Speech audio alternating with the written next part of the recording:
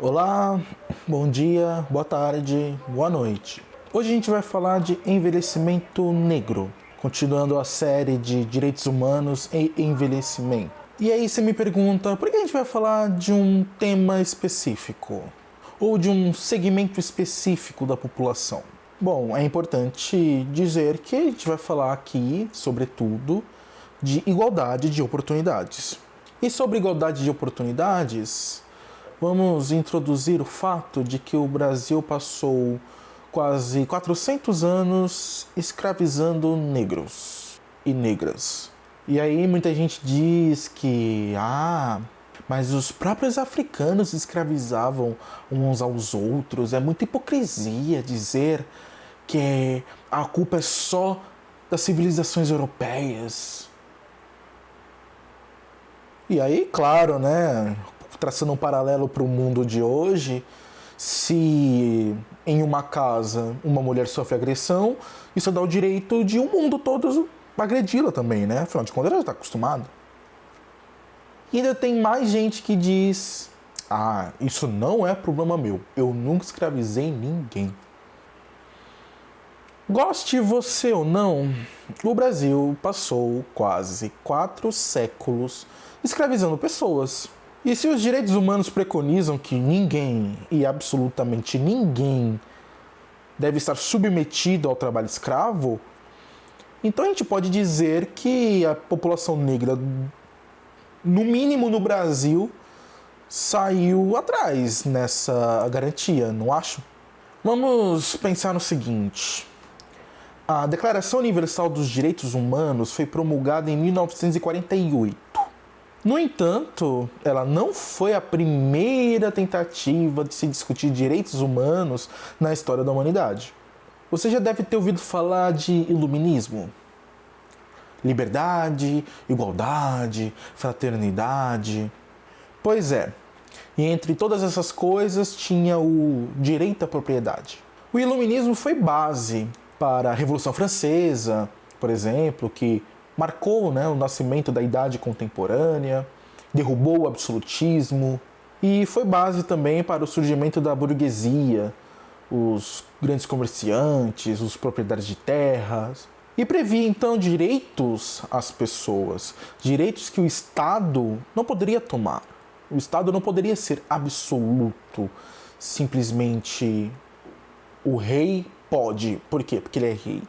O iluminismo começou a dar poderes a outras pessoas que não a nobreza, por exemplo. E aí, nesses poderes, entre eles o direito à propriedade, as pessoas tinham coisas que o Estado não tinha o direito de tomar.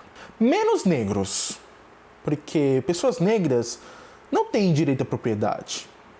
Aliás, pessoas negras são propriedade.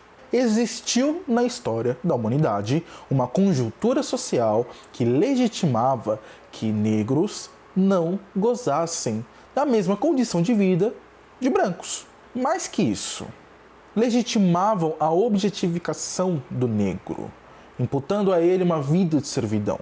Castigo, morte, falta de dignidade. Ninguém pensaria em direitos humanos para negros. Negros simplesmente não são seres humanos. Aí você me diz: Bruno, mas tudo isso é muito pesado. E aí eu replico: isso porque a gente sequer viveu essa realidade. A gente só fala.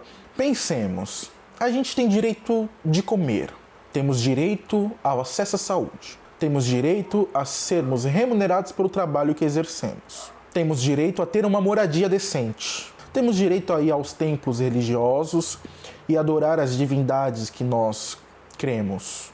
Temos direito a escutar nossas músicas, a realizar as nossas atividades de lazer. Pois bem, ser negro já significou estar à margem de tudo isso.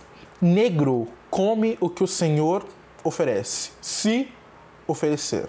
Negro dorme sem senzala. Negro serve aos seus senhores e tem extirpado de si a sua própria fé. Vão adotar a fé dos seus senhores. Quem sabe isso não garanta a salvação da sua alma naturalmente condenada, não é mesmo? Aí pronto, acabou a escravidão. Veio 1888. Lei Áurea, não existe mais escravidão no Brasil. Pois bem, depois da abolição, o que achamos que aconteceu com pessoas negras neste território nacional? Elas passaram a ter o direito à propriedade?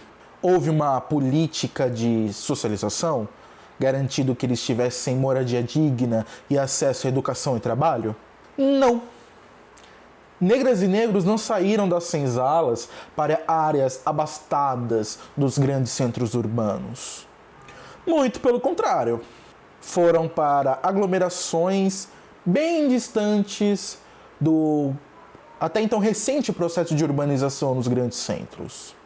E aí, se pessoas estão distantes do mínimo necessário para garantir dignidade na sua vida, que resultados a gente pode esperar? Quem concentrará mais renda? Quem obterá os melhores resultados educacionais? Quem comerá melhor? Quem viverá mais? Quem viverá melhor? A desigualdade não é um fato ao acaso na história da humanidade. A desigualdade enfrentada nos dias de hoje é justamente um fruto de um processo histórico de desigualdade. Ou será que nós achamos que um dia, magicamente, tudo mudou? E aí tudo ficou tudo bem, com negras e negros, com os mesmos privilégios de pessoas brancas e de outras etnias no Brasil, gozando das mesmas oportunidades, comendo da mesma comida, vivendo exatamente da mesma forma. Ou se a única coisa que explica a variação de situação entre negras e negros com pessoas de outras etnias seja a boa e velha conhecida meritocracia. Porque sempre tem, né? Sempre tem aquele que diz: não, então eu conheço um fulano preto, favelado, pobre de marré, que vivia com 23 irmãos, uma família maior do que o elenco de time de várzea do bairro, e mesmo assim ele estudou, entrou na universidade, conseguiu um bom emprego e venceu na vida. Então é só trabalhar e pronto, você vai conseguir tudo o que você quiser.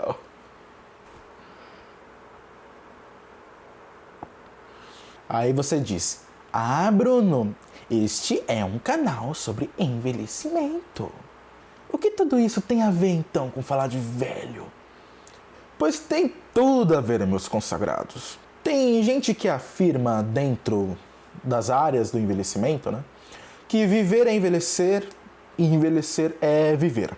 Então a pergunta básica é: como é que as pessoas vivem? Vamos usar de alguns dados para ilustrar isso. Em São Paulo, capital do estado, maior cidade desse país, uma das maiores do mundo, temos os seguintes 5 distritos com maior população caucasiana: Moema, Alto de Pinheiros, Itaim Bibi, Jardim Paulista e Vila Mariana.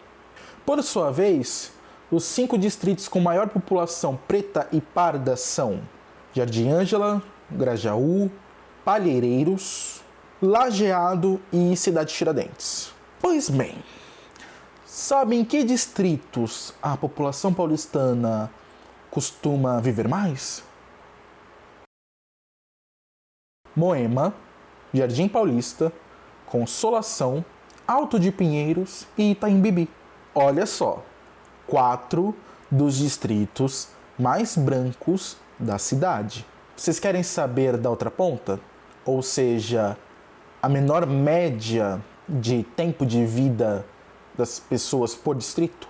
Cidade de Tiradentes, Marcilac, Grajaú, São Rafael, Anhanguera, Jardim Ângela, Iguatemi e Palheireiros. Em todos esses distritos, a idade média ao morrer sequer chega aos 60 anos de idade. Ou seja, em média, nestes distritos, as pessoas sequer chegam à velhice. E vejamos, temos nessa relação alguns dos 4 distritos mais pretos e pardos da cidade. E esses dados são da Rede Nossa São Paulo, do Mapa da Desigualdade de 2019. Vejamos uma outra coisa, dessa vez dos indicadores sociodemográficos da população idosa de São Paulo, também do ano de 2019. Os distritos com maior concentração de pessoas idosas na cidade são Alto de Pinheiros, Jardim Paulista, Pinheiros, Vila Mariana e Moema. Mais uma vez, temos 4 dos 5 distritos mais caucasianos da cidade. Por outro lado, os com menor concentração são Anhanguera, Jardim Ângela, Parelheiros, Grajaú e Iguatemi. E para colocar um sexto aí, Cidade de Tiradentes. Pois bem, 4 dos distritos com maior concentração de pessoas negras da cidade. Coincidência? Ou a cor da sua pele pode ser um indicativo dos desafios que você vai enfrentar ao longo do seu processo de envelhecimento? Isso porque nós ficamos aqui na superficialidade dos dados relativos a tempo de vida. Se fôssemos falar de emprego formal, moradia, arrecadação de IPTU, ocupação em favelas, o vídeo ia ficar muito mais longo do que já deve estar. Então acho que já dá para dar uma ideia de que essa coisa de racismo estrutural não é mera lorota, né? Pois bem, quando a gente fala em direitos humanos, a gente tem que se questionar sobre tudo isso. E no tocante ao envelhecimento negro, nós temos de ver a história do racismo estrutural que organiza ainda a sociedade em que vivemos. Não se deixe enganar pelo efeito causado ao ver um negro formado na Universidade de São Paulo falando aqui num vídeo hospedado no YouTube. Isso não significa que, sistemicamente, negras e negros possuam acesso à universidade pública pela ampla concorrência ou que eles tiveram acesso a uma educação básica de muita qualidade. Aliás, tempo de estudo formal é uma das variáveis avaliadas em risco para enfrentamento de doenças neurodegenerativas, por exemplo. E é por essas e por outras razões que o envelhecimento da população negra é uma preocupação gerontológica.